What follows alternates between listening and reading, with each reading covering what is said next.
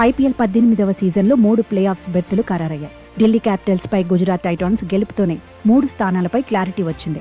సీజన్లో 4 జట్లు 17 లేదా అంతకంటే ఎక్కువ పాయింట్లు సాధించే అవకాశం లేదు. దీంతో Gujarat Titans, Royal Challengers Bengaluru, Punjab కింగ్స్కు రూట్ క్లియర్ అయింది.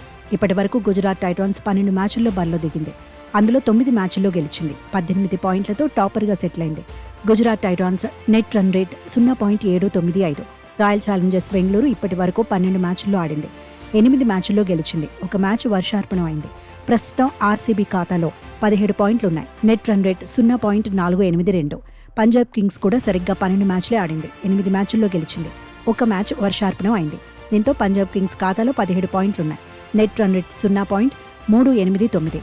లీగ్ దశ ముగిసేసరికి పాయింట్ల పట్టికలో ఆర్డర్ ఎలా ఉంటుందనేది పక్కన పెడితే Gujarat Titans, Royal Challengers Bengaluru, Punjab Kings మాత్రం దర్జాగా ప్లే ఆఫ్స్ కు చేరుకున్నాయి. ఇప్పుడు మరింత మెరుగైన పొజిషన్లో నిలవడమే ఆ జట్ల ముందున్న టార్గెట్.